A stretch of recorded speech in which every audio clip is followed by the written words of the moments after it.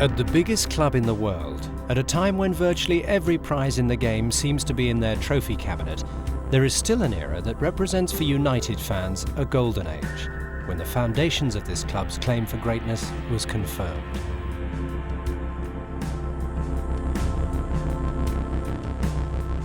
During that time in the 1960s, when legends were born and heroes became real, Manchester United had a sublime forward line that made the beautiful game seem even more wonderful.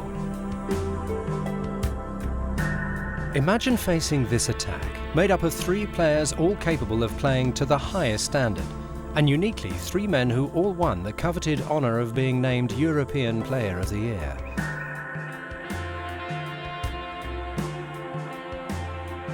There was England's World Cup hero, Bobby Charlton. There was the mercurial Irishman, who many rated the greatest player of the modern game, George Best.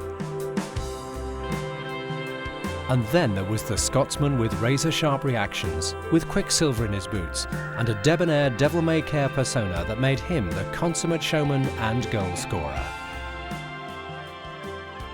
Denis Law was held in such high esteem that the fans gave him a name that reflected his status even in such exalted company. It is a title that they still use for the man who so personifies the greatness of that era. Quite simply, they call him the King.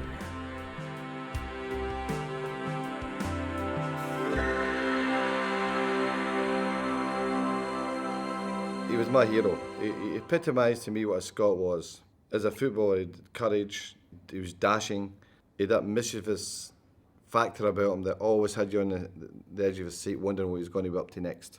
Oh, one of the all-time greats, isn't he? No doubt about it. Denis Law was someone special.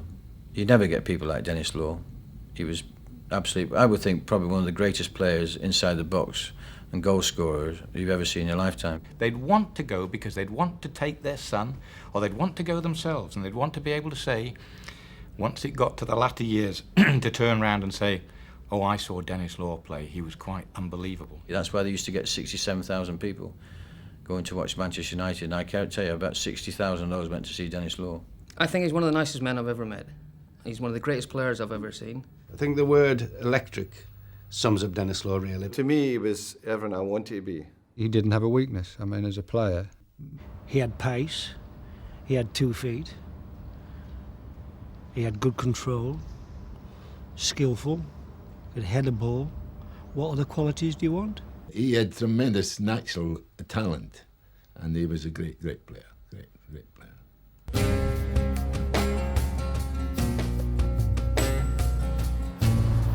I was born in Aberdeen, and I was the youngest of 7. My father was a fisherman. He was a trawlerman for, I think, 40 years. I mean, I didn't really know my dad, because in those days, my father would go to sea on a Monday morning and wouldn't come back until the Saturday morning. And of course, he'd been at sea all week, so he'd be out having a few drinks on a Saturday. And then on Sunday, everybody had to keep quiet in the house because, of course, he had to have his rest. And then he was off on the Monday morning. So my mother really led a particularly hard life in that she had to keep 7. I mean, it was 3 brothers and 3 sisters, and I was the youngest. So, and it was just after the war as well. I mean, the war had finished in 45. I was born in 1940. And, you know, people were just becoming to come to grips with the end of the war. So there wasn't any food or whatever in the sort of late 40s. So I would say that it was a very hard life for everybody involved. These boys are the future Scotland players. Look at the state of that. Look at the teeth. Look at that, boy. What about this here? Hey, no shoes as well, eh? They breed them tough in Scotland. They're not daft. But everybody shared everything, didn't they? It was, you know, again, you could say, like, there was good things in those days. You know, you didn't lock your door. Nobody locked the door, did they? Nobody had a car anyway. Nobody had any television. Nothing. It was the radio, the Man in Black, which you're too young to remember. I vaguely remember it. That was like your highlight of the week, you know. Dig Barton. By Jove, we're going back. It was just football. Everybody just played football. There was nothing else to do. Just to play football, more or less all the time. You know, on your way to school, in the break at school time, and then when you came back at night, do your homework, and then you were out until, you know, it got dark. In those days, it was the old tennis ball. There was nothing on it. It was just completely bare. It's different today, as you can imagine, when they've got all the gear and all the kit and everything. We just didn't have anything at all. It was a tin can.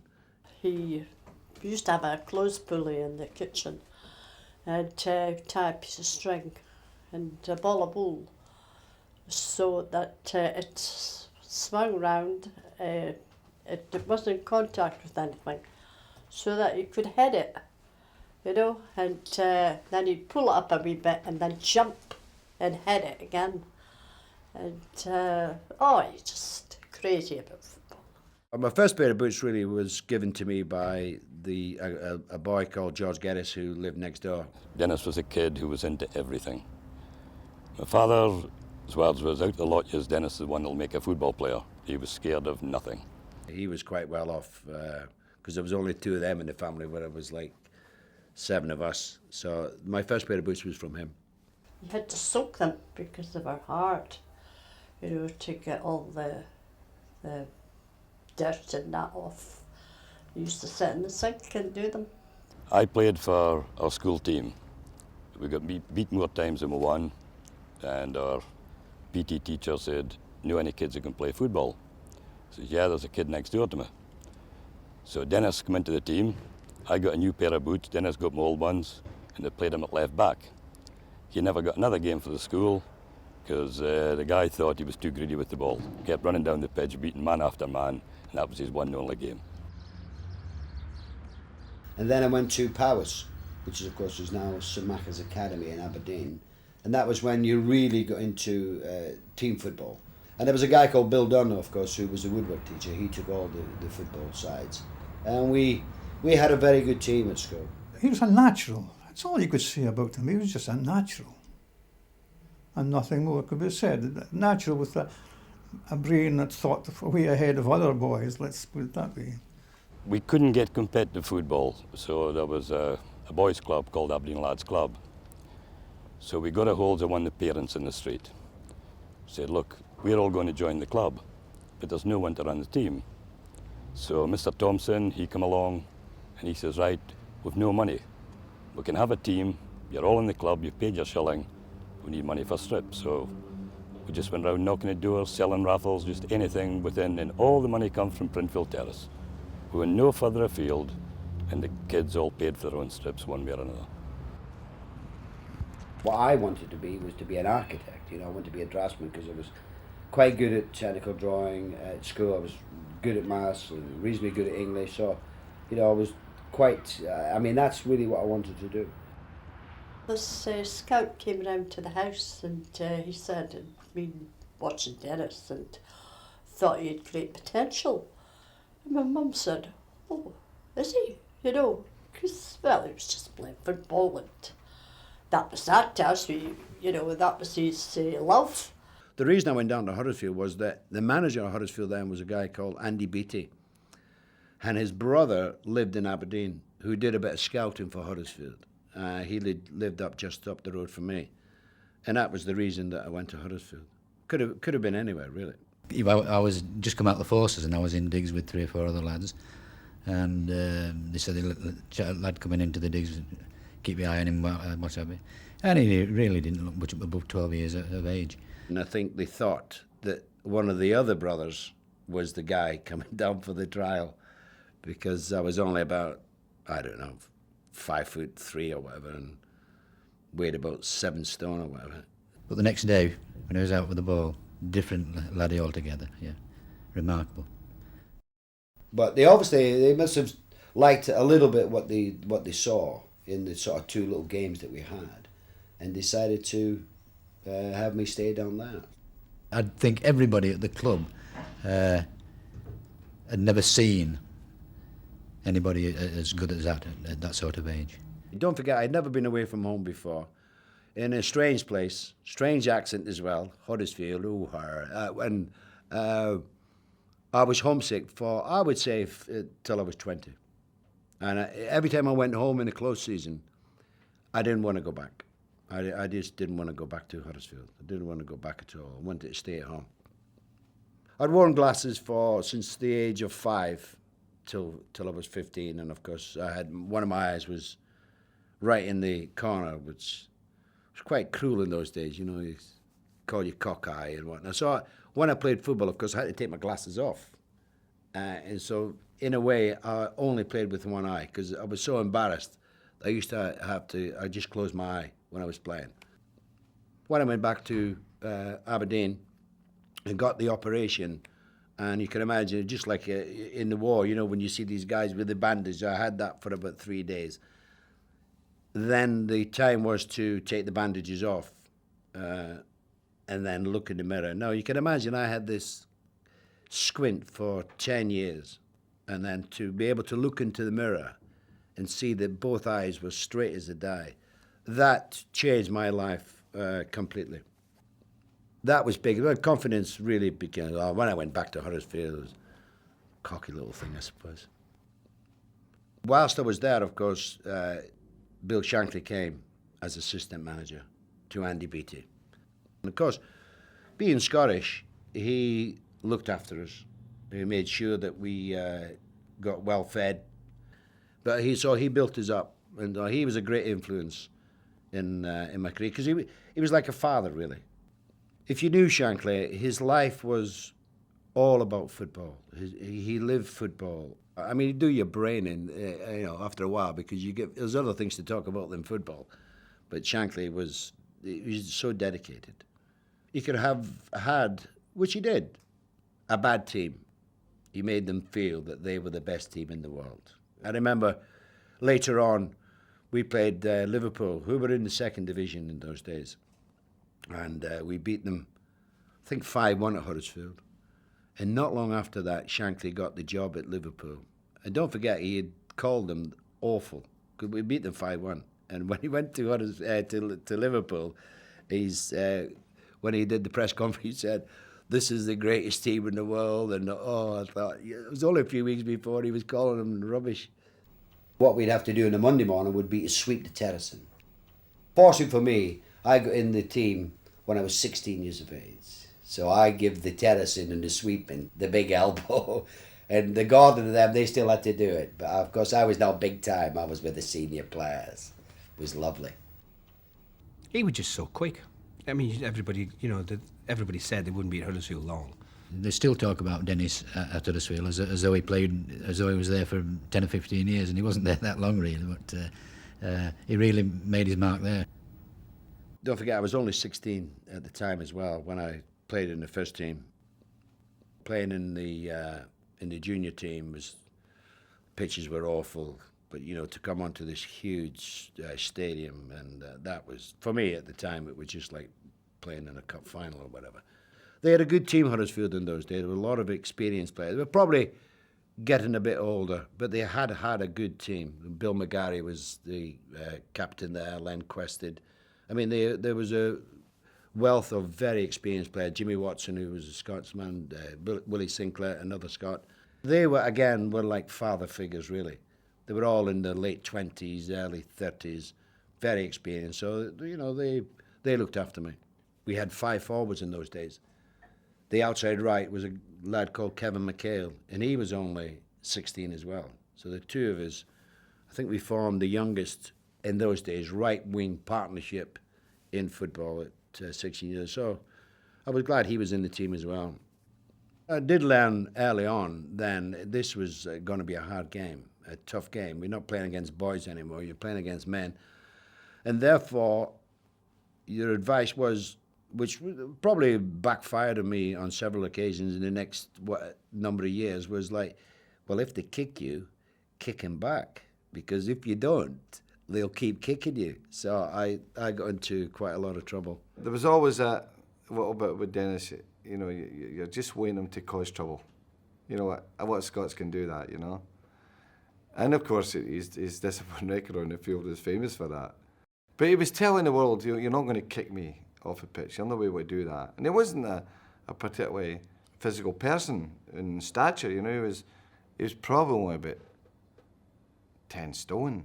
But he played as if he was 15 stone, you know. He would take on the world, and there was that wonderful courage and daring that we as Scots love to appreciate.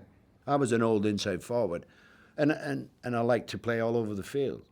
Bill McGarry, you know, once I was in the team for a while, said, if you want to do anything in this game, you got to score goal, you know, more goals. And I said, well, I'm not bothered. I don't want to play that position, you know. So I'm quite happy playing inside forward.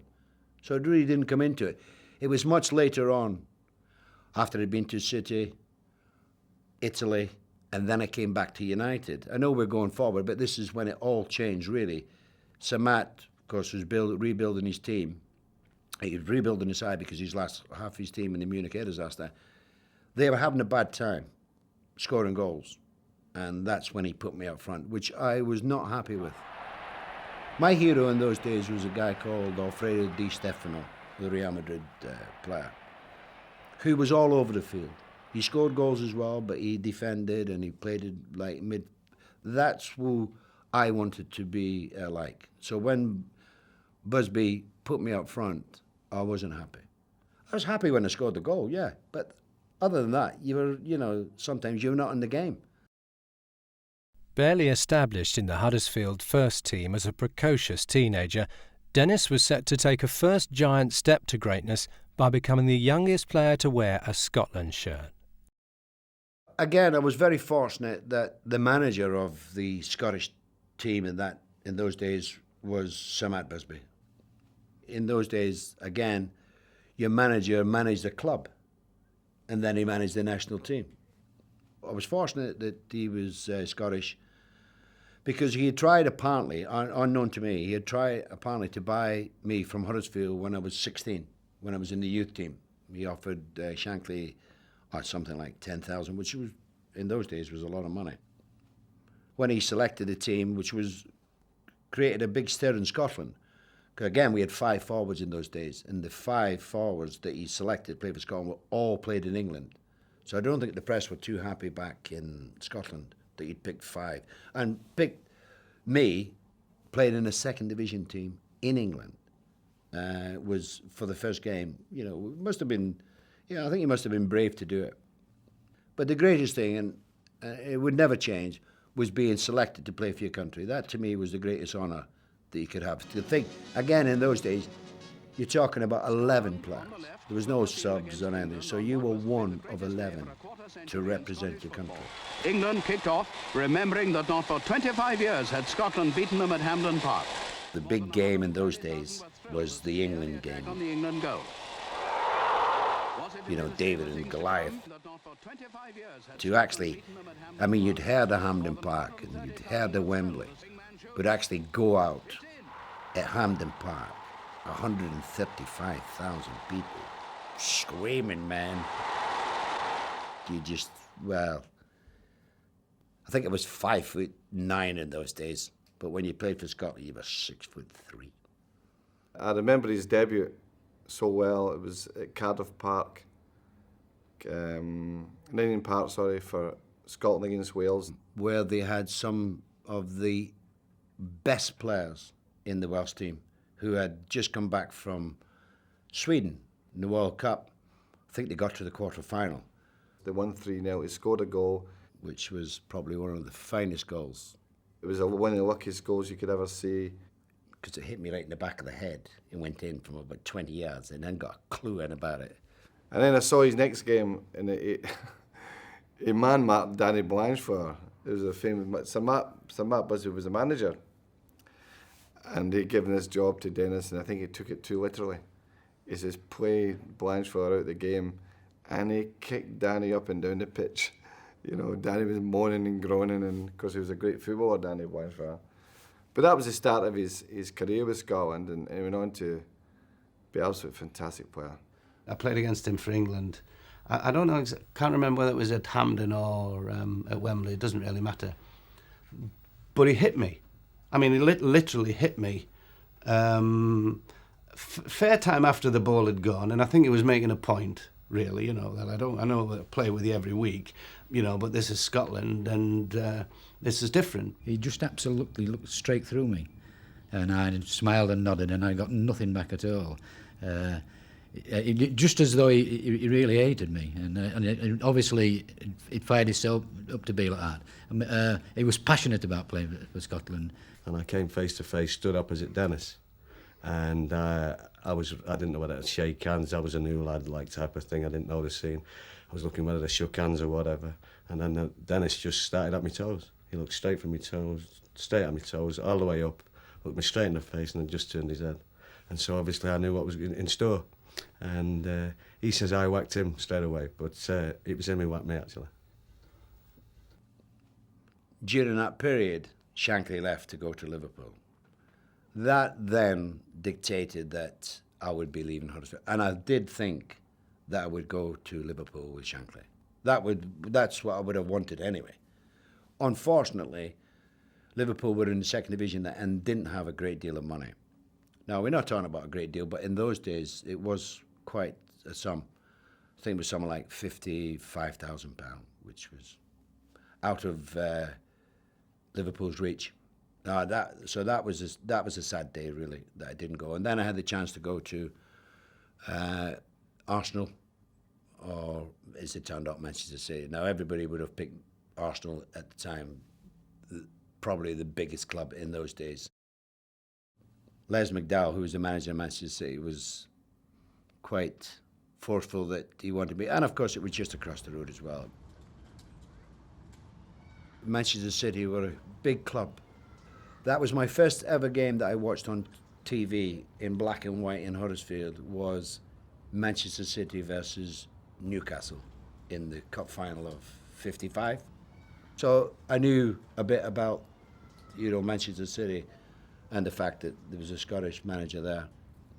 I never thought of the difference between the first and the second, because don't forget, I'd played for Scotland with, more or less the guys who played in the first division down in England. So, no, probably a bit cocky, really, but I never really thought a great deal about it. It was, I think, £53,000 or £55,000, which was enormous money, wasn't it? And again, in those days, there was no 5%, so I didn't get anything at all. That brought a lot of attention. And people asked you, does the fee bother you, And obviously, the answer that you've got to give to the media or whatever is no. That, of course, is complete lies. Because in the back of your mind, it is a huge burden. They were still a big club, although they were struggling, and to go there, and again in those days, with huge crowds. 40,000 was not unusual. 45,000. I was skipper at the time, then, of course, and I took him under my wing here. He thought he'd left a better side in Huddersfield than he has when he came to Manchester City. But you could tell there and then that, after seeing him, he covered every blade of the pitch, up and down like the old inside forwards used to be. The maximum wage was £20, and of course Johnny Haynes, obviously the bit of a rebellion within the PFA and the league and the FA regarding people's wages, and of course Johnny Haynes then became the first player to earn £100 a week, which you could imagine going from £20 to £100 was a great deal of money. And then of course the Italians sort of came on the scene. They had got John Charles several years before to go to Italy. So they were coming in, they were looking for British players more than anything. The money side was such that, Manchester City, who were prepared to pay that, but, Italy, you can imagine Italy conjures up all sorts, doesn't it? Like lovely weather, and don't forget we were single as well. And, the food and the wine and all that.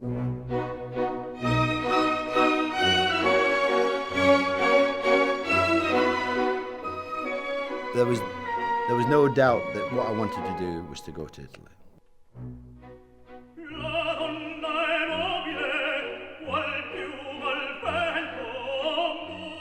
So I landed up at Torino with Joe Baker, who came from Hibs. It was fantastic. I couldn't believe the welcome we got in the Trinity airport. That there must have been about 10,000 fans there, and I says, what the hell are these guys doing here? And we found out that it was for us.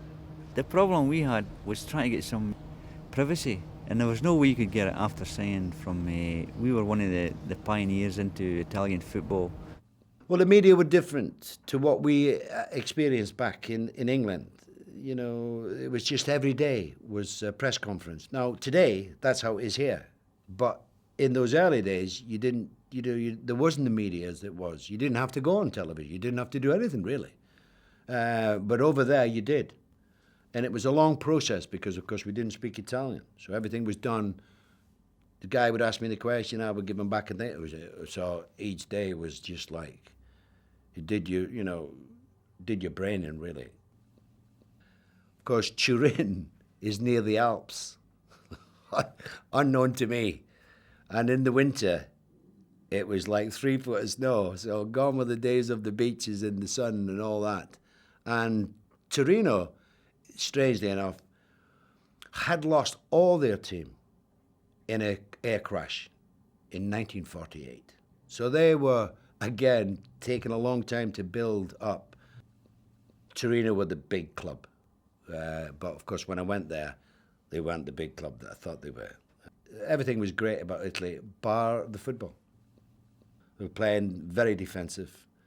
Catenaccio, which was the Bolt system, where 9 defenders, 2 attackers. We played the same way. It was only Joe and I up front, and the rest of the team were at the back. We were actually assaulted. Serious assault was happening on the football field with Denis and myself. Serious assault. Now, I'd never been sent off in a game of my life before I went to Italy. In the first game I played in Italy, I was sent off. Denis went to take a throw-in once, and he came back with half a jersey on. They caught him through the bad wire at the back of his shirt and tore the jersey off his back. And he came back to me and said, Joe, what are we doing here? I said, Denis, we'll have to put up with it now, son. I said, we're here, we've signed a contract. We weren't used to training all day either. This was another thing. You know, there was a lot of things. Different culture. Plus the fact we were too young. In today's world, 21-year-old is he knows a lot.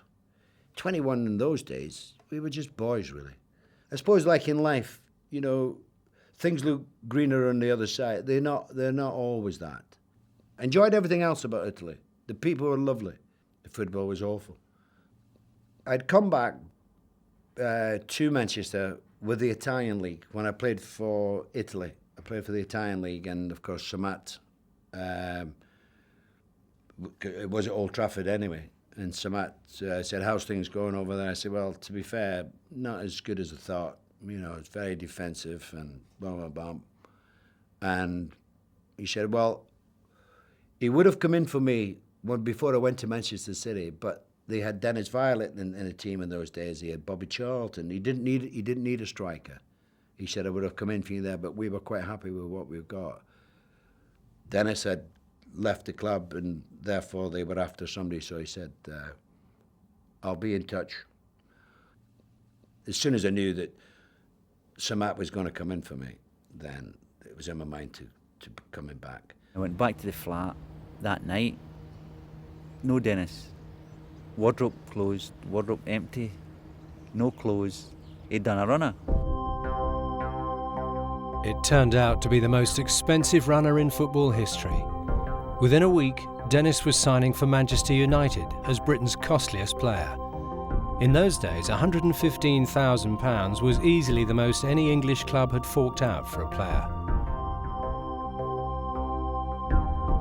There weren't many clubs who could afford that type of money. Sounds nothing now, but at the time was a lot of money. I was quite fortunate that they could have afforded to pay that, because otherwise I wouldn't be coming back. I still had the tremendous feeling for Denis Law. When he did come back, I got in touch with him as quickly as I could, and he was full of the fact that we were going to Manchester United, and he felt as though he was part of the club. To be fair, we had an awful season. I mean, we nearly got relegated. We were in dire trouble, and of course, I got quite a bit of a stake because I wasn't doing what I was supposed to be. Manchester United are all in white for their semi-final against Southampton. When the decorations are cleared away, the skipper of United wins the toss.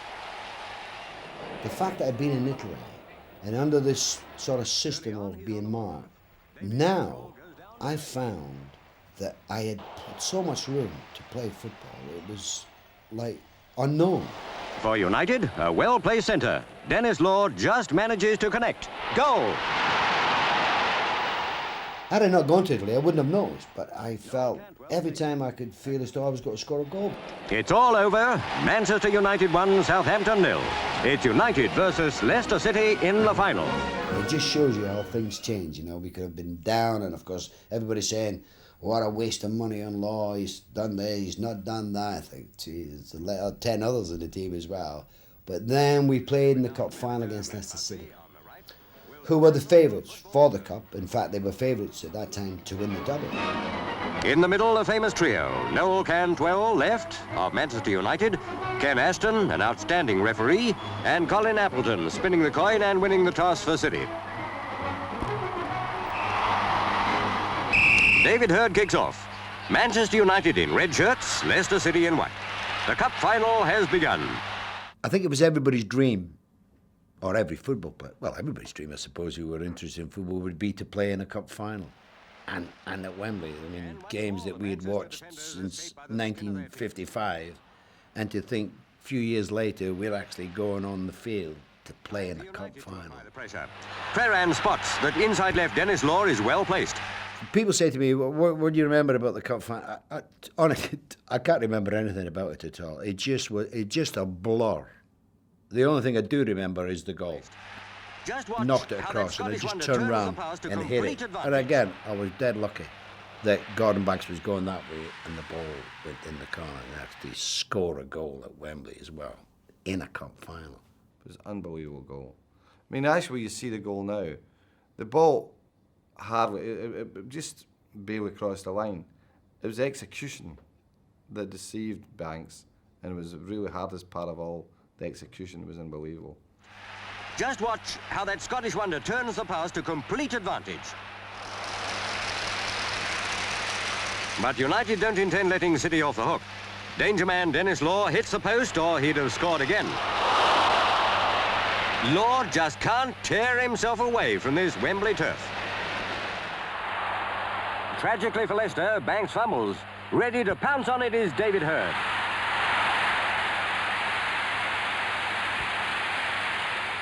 To go there and win as well, to go up those steps to the Queen or whatever, it was just a dream. For them all, it's the fulfilment of an English footballer's ambition. The cup and a cup medal. Incidentally, it's a moment of triumph for their manager, Matt Busby.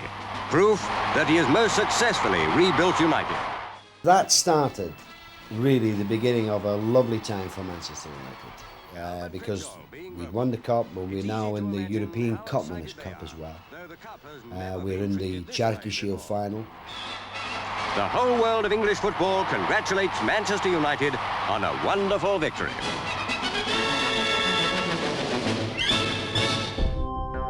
That next season, a young boy came into the team. He was only 17 years of age, by the name of George Best.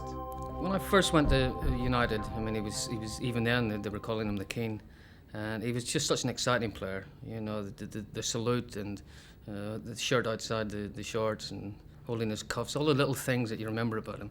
And my earliest memory was going when I was, I think, 16.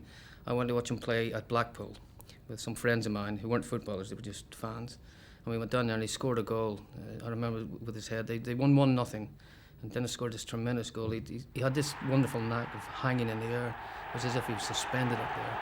And he headed the ball sometimes almost as hard as other players kicked it. He was just such an exciting player to watch. I was lucky in that I not only had a great manager, Busby, also in the side were two world-class players, Bobby Charlton and George Best, along with Pat Crerand and Nobby Stiles, a good goalkeeper, Alex Stepney, and the nucleus of a side that was going to go on for the next 5 years anyway, and win most of the honours that you could possibly win in the game. It was tremendous. I mean, you can't really put it into words because we went out week after week, season after season, never expecting to lose. Now, that's a tremendous feeling in any sport, knowing you're the best in the business. and we felt we were. We never, I mean, today some teams think a draw away from home was a good result. If we got a draw, we were disappointed. The three European Players of the Year, Law, Charlton, Best. I mean, I can't think of a British team ever as the three world-class players like that. People always say that it was the golden age, and they say, well, the Best Law and Charlton era. It was a period of time where every time you came down here, it was full. There was dramatic things going on all the time, you know, European matches and FA Cup ties. There was all generating tremendous enthusiasm for the fans, and and I'm proud to be part of that because it was unique. The Spurs side had a great forward line, tremendous. Real Madrid were the same. The great Hungarian side had the same. So to be classed in that league, or even a little bit better, is a tremendous compliment. And there's a famous story, of course, Bill Shankly had Dennis as a young player at Huddersfield, of course, was doing his team talk with Liverpool, and he got on about Stepney. He's not, can't do this and can't do that. You know, on about Bill Fultz, and on about Nobby. He's blind. The man's blind. You know, he just tackles and all that. You know, Shankly would go on. But he left out Charlton, Law and Best, obviously because he couldn't say a bad word about them. They were so good. And then he turned around and says, well, if you can't beat 8 players, there's something wrong with you. It'd be very rare for the three of us to say play and all have a bad game at the same time. If I have a bad game, Bessie would be playing well and Bobby. Or Bessie's having a bad game, the other two might be doing something. You know, it was that type. People said we played it off the cuff. That was not right. You know, we did. It maybe looked like we did, but we didn't. We had in Samat, you know, we had tactics. You know, what to defend and who's got to go up for years. So, but when you get players of the individual brilliance of Best and Charlton, it just things happen. Samat Busby's philosophy, and had been, as far as I gather, in 48, certainly in 58, and with our team, was to go out and try and entertain the people. They've come here and they've paid good money, and they don't want to see football that is boring. Our team talks lasted 5 minutes. He threw the ball to the captain, whoever it was on the day, and said, go out and enjoy yourselves. And that's the way we did it. It's corny now, everybody talks about characters, but Dennis, the charisma he had, he lit the place up. I always sort of held my sleeve like that, you know. Well, you know the reason I did that was to wipe my nose. His salute. He patented that salute. I must have picked it up in Italy. I must have done. I can't, for the life of me. It was never premeditated. There was nothing. It was just a normal reaction, which, as I say, in Italy, if you don't pick, you know, if you cut off your hands, I mean, there would be no conversation whatsoever, would there? Hey, what? You didn't have to speak. The verve and the dashing and daring and his courage and his anger and he was theatre. Dennis was theatre. He could play that crowd. He was magical. Everything about him, be it to the linesman, the referee, whatever, the crowd responded to him. There was always something going on. Don't forget, a lot of my pals were United supporters, so I know how they feel. And you know, being a football supporter myself, you sort of have a connection with the people standing on a terrace, and you want to make them happy or whatever. It's just something that just grew and grew. He enjoyed it so much, and he wanted to make people enjoy it as well, and that's what I try to do. And the two of us together, and it was just, if you watch film clips of all of us, I mean, you can see when a goal's scored. I mean, we were all friends in the team. There was no backstabbing, no little cliques. We were all friends. When we finished training, we went and had a couple of pots of tea together and talked general. And it was just, we were all friends. It was just nice to be part of the whole setup. The type of football that they play was exciting. The exciting players that scored marvellous goals. They didn't defend as, you know, like in Italy. They defended, of course they do. You've got to defend. So that was the start, I would say, of Manchester United becoming the world-famous name that they have become. Denis was now seen as not just the king in Manchester, but also part of football's global aristocracy, one of the greatest players in the world. In 1963, to mark the Football Association's centenary, it was decided that Wembley would stage a historic showpiece game, England versus the rest of the world. It was inevitable that in the who's who of soccer greats, Denis's name should be up there.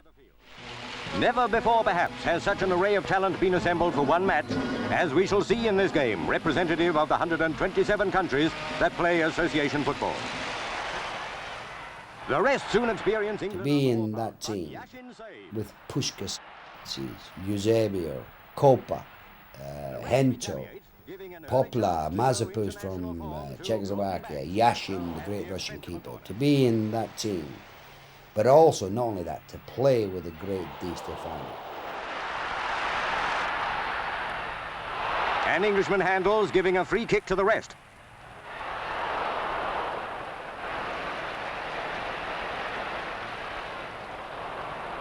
And what an escape for England, as Denis Law is just over with that shot.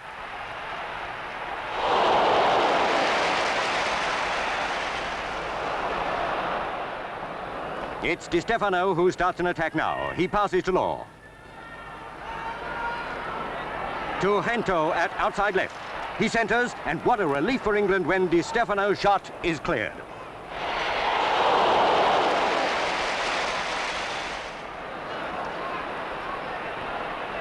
A pass in the middle finds Denis Law.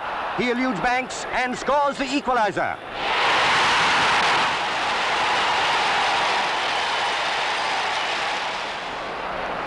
England are all out to regain the lead.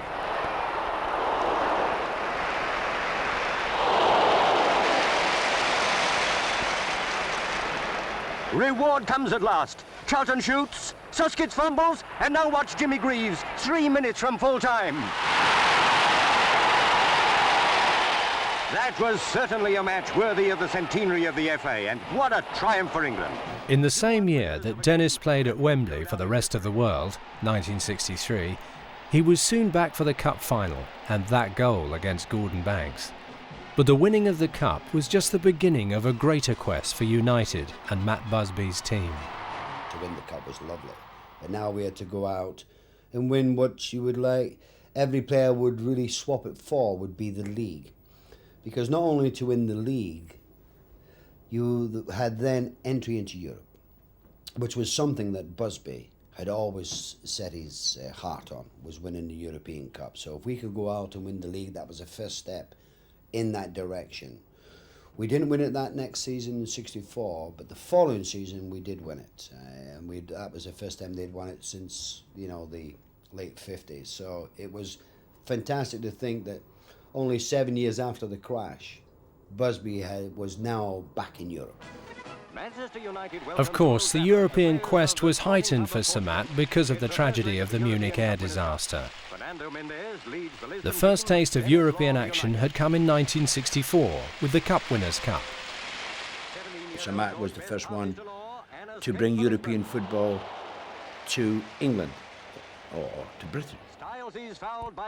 He could see that it wasn't the domestic game was going to be the future. The future was going to be Europe. And that's when they got the experience of European football and playing against the best players, which when you do that, it makes you a better player, because what happens when you play against the best, you learn things, you pick up things from different players, which you don't have in England or in Britain at that time. Portuguese becomes as eloquent as Cassius Clay.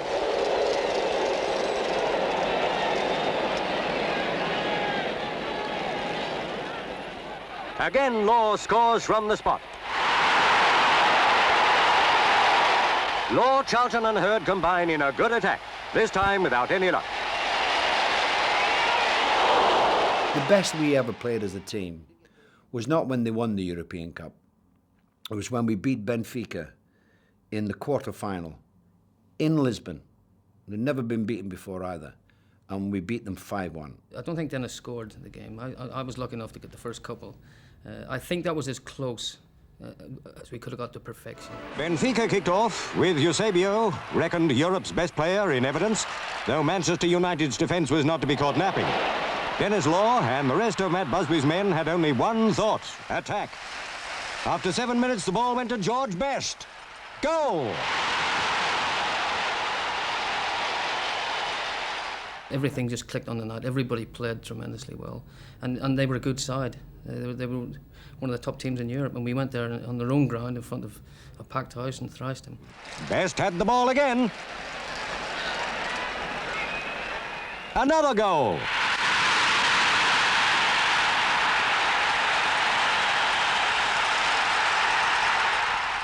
Bobby Charlton started another attack. Heard to Connelly.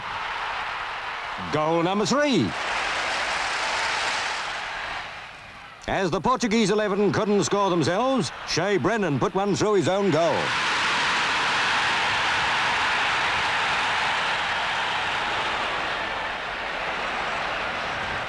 After an unsuccessful Benfica shot, Bobby Charlton was prominent again.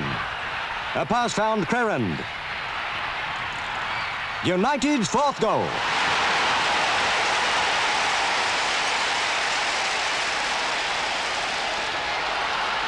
With increasing European experience behind them, by the campaign of 67-68, United looked like they could go all the way. Sadly, it was a journey that Denis would miss the final part of.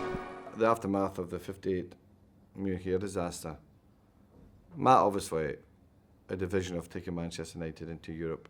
That was paramount in his vision of Manchester United. There was a lot of scepticism about European football. So for him to lose his team in 58, you can understand the disappointment. And to build a team, to win it in 60, it was phenomenal. Bobby Charlton made it 4-1. Manchester United had well and truly done it. But that was done by a good balance of bringing his young players through, like Styles, Aston, Kidd, David Sadler, you know, Shea Brennan, these players. But it's like everything else, you have to make a good broth, you have to have other ingredients. And they bought Paddy Crerand, Alex Stepney, and Denis Law. Of course, Denis unfortunately missed the European Cup final with a knee injury, which was a tragedy, really.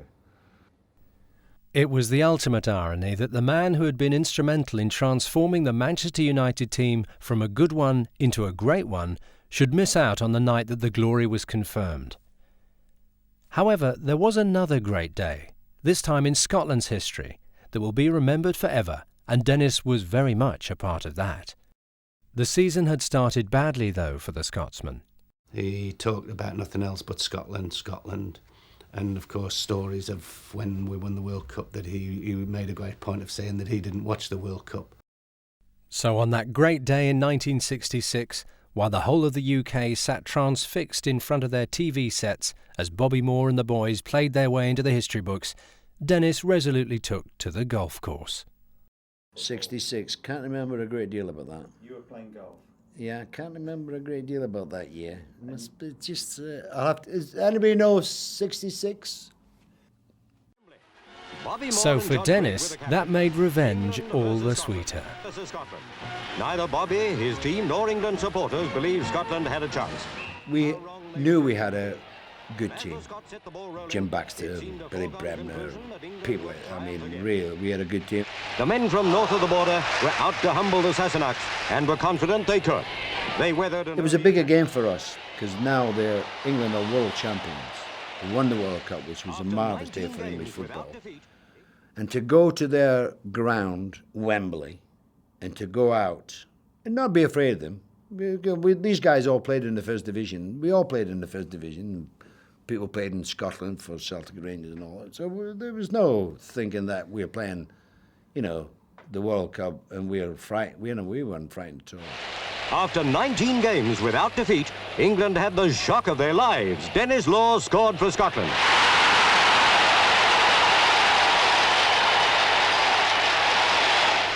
England were one down inside half an hour. Jackie Charlton tested Simpson, but Scotland's new goalkeeper was not caught napping. Law and his teammates already scented victory. The champions were up against it, but surely they couldn't lose, not on this classic turf where they whipped the world's best last summer. For most of the second half, Scotland's attacks were parried. Gordon Banks was in great form.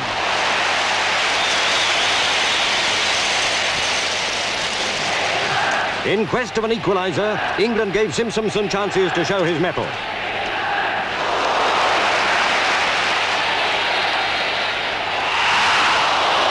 Another Scottish attack.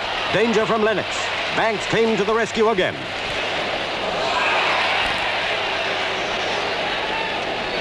Despite his injury, Jackie Charlton managed the shot. He said he thought the ball was over the line. The referee ruled otherwise. Maybe that escape galvanised Scotland into decisive action. Bremner had the ball. He passed to Law, to Lennox, and it was the Scots' second goal.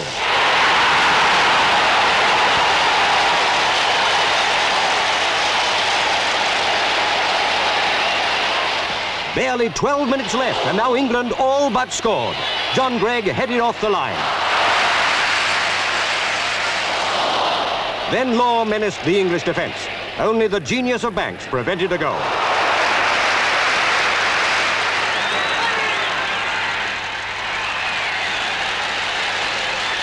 Five minutes left. A pass found the gallant Jackie Charlton. England had scored at last.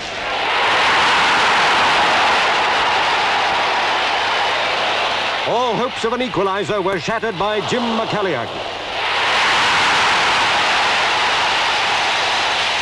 A great match for McCalliagh, playing his first full international. 2 minutes before the end, Geoff Hurst scored England's second goal.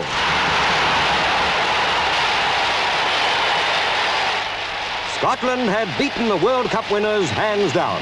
In those sensational last minutes, England tried to hit back, but too late. The game will go down to football history as one of the greatest that Scotland ever played.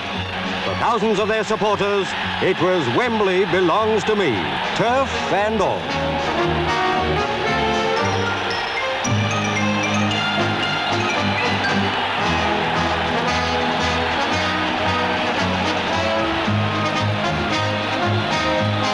That was us saying that we were world champions. You know, England have won it the year before, so if we beat them, we must be world champions. This worked out that way, but that's what we thought.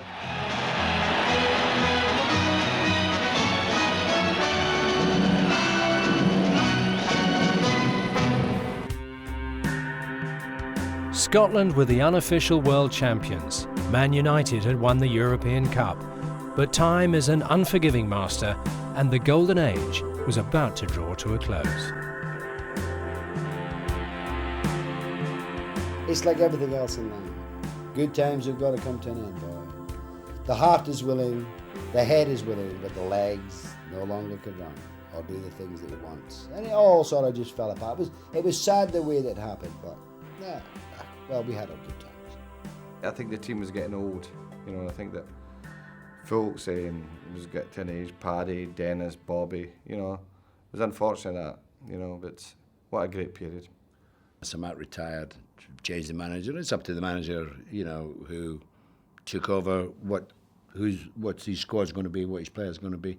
And Tommy Dark was the manager at that time. Said he'd, you know, give you free, and we agreed that I had 2 children up in Scotland, which I had to go up and pick. That instead of doing that, we'll have. I was having a testimonial that following season. And when that came along, I would announce my retirement, and he agreed. I went up to Aberdeen then, picked up the children, was in the pub, and they had one of the sports programmes on at 12:30 or 1 o'clock, and it was in there, and the television, I was with all my pals, television came on, and that was when it was announced, completely out of the blue. And of course, the lads up there said, "Why did you not tell me?" I said, "Well, I'll tell you the truth. That was not, I didn't know anything about it." Of course, I couldn't really say that. I said, "Well, I didn't want to say anything about it," but I didn't know anything about it. My wife didn't know anything about it. She's back in Manchester. So it was a traumatic experience. But as it turned out, it wasn't long before Johnny Hart was a manager at Manchester City then, said, "Would you like to come?" And the beauty about going to Manchester City was I'd already been there. I knew all the players in the team. We were good pals. was a different world in those days. And the beauty was I wouldn't have to move house. The children would still be able to go to the same school. And therefore, it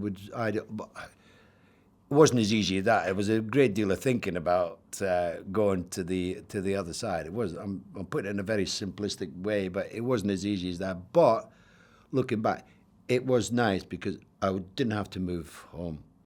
It was a decision that United would come to regret. Of course, the colour of Denis's shirt might have changed, but he hadn't. The magic was still there, and the goals still kept coming. This is Denis Law. Can he get in a shot? It's there! He's never been the greatest trainer in the world because he didn't have to do. Because he never carried any weight, but he was always a person that relied upon sharpness, which meant short, sharp bursts. But he was never a person that went for shooting practice, for instance. You know, like we used to play. You play a fella on the edge of the 6-yard box or the edge of the box, and you play a ball into it, and he plays him either side, and you have a shot at goal. Well, he never used to do that. He used to just stand on the 6-yard box with his hands in his pocket, and anything that broke off the keeper, back of the net. If it broke an inch, it was there.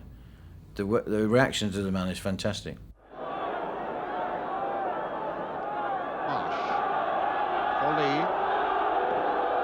It's a naughty one. That's Law. That's the way. That season at City was an absolutely lovely end to my career. Got back into Scotland, went to the World Cup.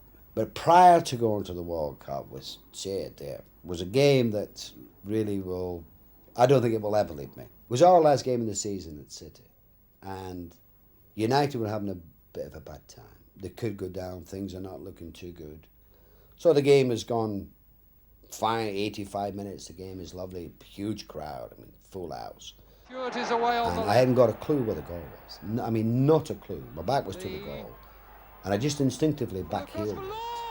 And when I turned around, it's gone in the back of the net. And this is where you feel that the referee could have done something. He could have disallowed a goal. He could have given offside. He could have given it a foul. He could have given anything. He gave the goal. And a stadium went very quiet, apart from City supporters on this side. I thought, jeez, what have I done? Denis has done it! That was my last ever touch of a ball in league football. I had a lot of friends who were Manchester United supporters and, of course, been there. So, no, it wasn't a day of joy. And you realised straight away what you'd done? Yeah. United were relegated, and that was the last of the King in English football. But there remained one glorious swan song. After appearing as the youngest Scotland international, now after all those years, Denis had the chance to say goodbye in the 1974 World Cup finals. But you can imagine, it's our first game. Everybody's nervous. You can imagine standing there and we're all shaking. First game, we don't want to let our country down. Who is this Zaire? You can't take him lightly, but what? Or when they're chopping across the legs of players. It's a goal! It's given! Jordan has scored it! Joe Jordan! We played it very cagey and all that, and we were quite happy to win. But when Yugoslavia went down and beat them 9, you think, oh. And we were then the first country to have not been beaten and yet fail to qualify for the second phase.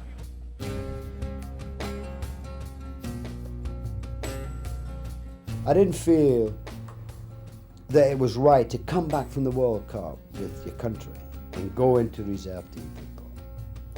You do that when you're young. That's where you start. And I suppose a bit of pride, like we've all got at times. I didn't want to do that, so I just woke up one morning. It was the August bank holiday, and I hadn't told my wife or anything, nobody. And I just went down and I said, I'm calling it a day. And that was the decision made. I enjoyed playing. I thoroughly enjoyed playing. I wasn't hard enough to be into the management side and whatnot. No, it never. Looking back on it, may have made a mistake, but we all do that. There's so much to be changed, for the better You know, the facilities for the fans, the grounds that have been done today. And we played in just absolute garbage. You know, mud and no grass and whatnot. And you look at the ball itself, you know, where, I mean, in the old days, and I'm going back the old days, if you could take a corner and get it in the penalty area, you were in the team. You didn't have to be able to play, you were in the team. Now, I mean, you could flick the ball 50 yards. I mean, you just the outside your feet to flick it. You know, it took all your time to go 40 or 50 yards. I mean, I couldn't kick it that distance anyway. So you look at that, you look at the training, the medical side, obviously the money side. I mean, players today must think all the birthdays have come at once. There's this silly comparison that's made time and time again. Yeah, the pace of the game would kill them and all that. You know, I'm not talking about just Denis. I'm talking about all the great players, the Greaves and Charltons, the Bextor, the Laws, them all. Great players would play in any era. I would love to have Denis Law along with Ruud van der Stor. Can you imagine that be like? Oh, I think I would be very honoured to have that. To be on the end of some of Beckham's crosses as well. Little Scholes is a good player. Owen from Liverpool. I mean, there's some lovely, lovely players in the game, as there was in our day. So you could improve the training and you could improve the diet, but one thing you cannot do in life as well, it's not only in football. If you haven't got the talent, you can't give it. Nothing, training and all that will not make it, if you haven't got the ability to do it. And the guys who were great 80 years ago, you know, who scored goals, a midfield player or goalkeeper, they would be the same today because they would adapt to training and because they've got the ability. It doesn't matter what era you played in, you would still have that same thing. And to be fair, the guys who are good players today would have been the same if they went back 50 years ago.